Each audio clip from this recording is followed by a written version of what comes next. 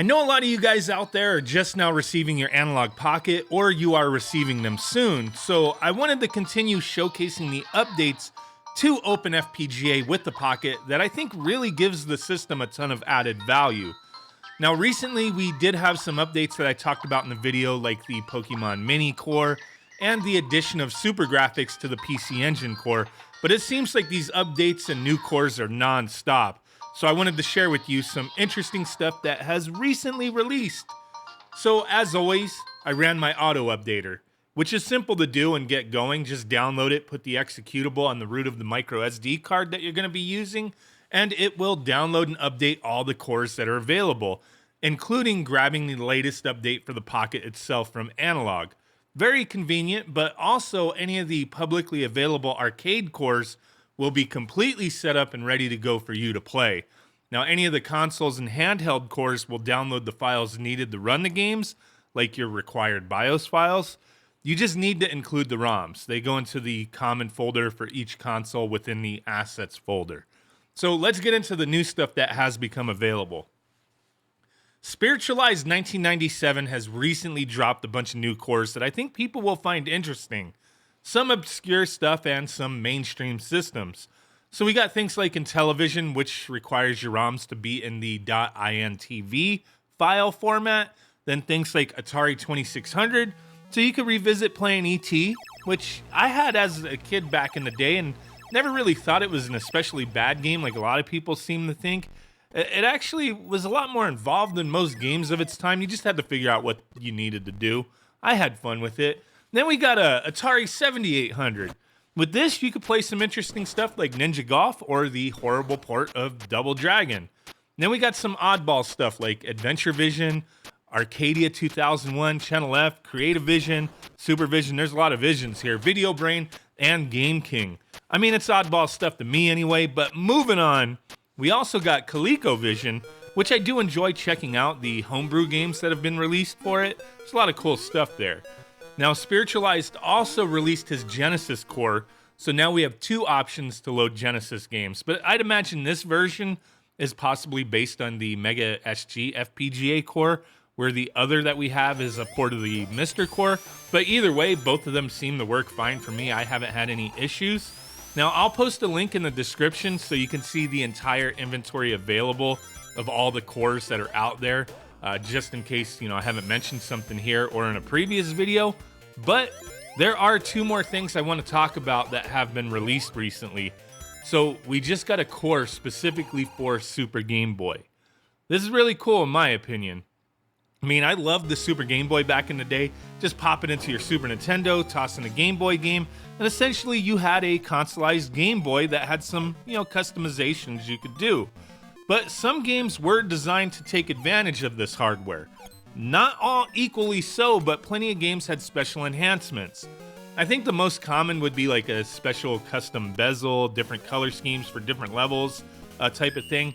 But some went further than that, having enhanced audio, better music, voice samples, and custom color palettes.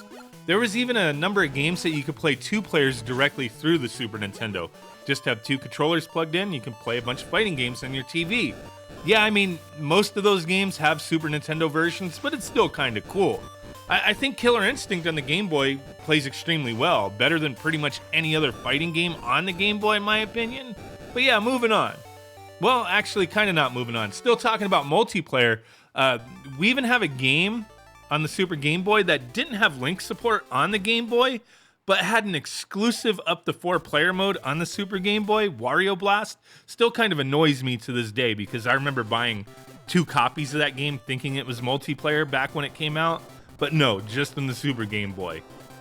Made no sense. It was Bomberman. You should have been able to link up on the Game Boy, but whatever. So most games that had enhancements, I don't think they took them as far as they could have. Like some, companies may have been a little lazy with it, just wanting to put that like Super Game Boy logo on their cartridge, on the packaging anyway. But then we did have games like Donkey Kong 94, which really took advantage of the Super Game Boy hardware better than most games. And then also a game worth mentioning that some people may care about is Animaniacs. So this game, it had all the basic enhancements going for it, but it went further by having 2 separate soundtracks on the cart. One when played on the Game Boy, and then an enhanced version that only plays on the Super Game Boy. It's really neat, worth checking out. I mean, load it up on the Analogue Pocket, there you go. Now, you also had a game that did something pretty special. Like, love or hate the game, doesn't matter, but this is still pretty cool.